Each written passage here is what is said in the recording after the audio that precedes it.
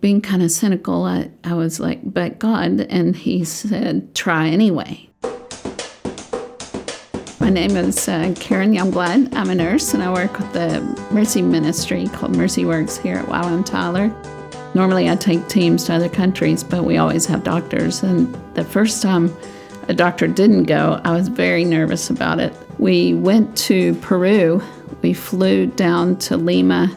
The next day flew to the edge of the jungle, Pucallpa, and then we went about 8 hours by boat into the jungle. We were in a very small village, and we had a clinic the next day. It was very hot. I had a patient come, and he complained of back pain, and we didn't really have x-rays or lab or anything, so I just gave him some ibuprofen, and he went home. And that evening, we were all sitting around eating, and his daughter came and said, my dad's really sick. Would you guys come by and pray? Well, we were kind of debriefing the day, so we just stayed there for about another 30 minutes, and when we started to leave, we walked right by where his house was. His house was like a thatch roof and a raised floor because it was right by the river.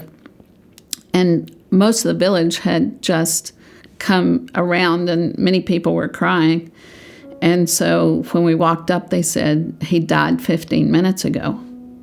Well, being a nurse, I knew that there wasn't any reason to do CPR because more than 6 minutes, you're brain dead.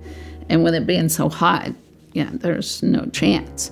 But I felt like God was saying, try anyway. And being kind of cynical, I was like, but God, and he said, try anyway. And so I climbed up on the floor and went in, and I checked, and there was no pulse, no respiration, so I started CPR. And it was very soon he came back. He started breathing, and I looked around, and I speak a little Spanish, but he didn't even speak Spanish. We were in a Shipibo village. And so I just backed out and told the team that he was alive again. And while I had been doing CPR, his daughter came and told him that he was not Christian. And so we just started praying for his salvation. And in a few minutes, someone came again and said he died again. So I went back, and sure enough, there was no pulse, no respirations. So I started CPR, and it was just very easy. He came back, and this time he said the Shipibo word for Jesus. And so again, I looked around, didn't know anybody, so I just backed out and told the team that he had come back to life. And I really thought that he would probably die that night because, we didn't have monitors or aspirin or oxygen, anything like that. But he lived, and the next day, he walked down to where we were having church, walked to the front of the church, and he said, I've been a very bad man. And his wife was standing beside him and went, yeah. And everybody was like in agreement. He said, but I will always follow Jesus.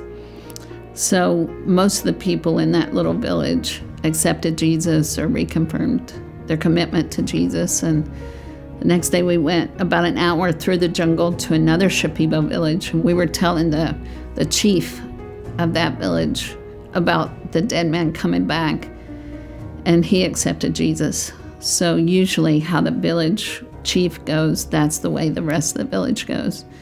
Then we went back to Lima and flew to Cusco and went to a village that the Quechua Indians had, and there had been a pastor that had gone into the village, and he was trying to tell them about Jesus, and they ran him out of town, threatened to stone him, burn his church down, and he promised a medical team, which was me. And so we went, had a clinic, and everybody in the town accepted Jesus.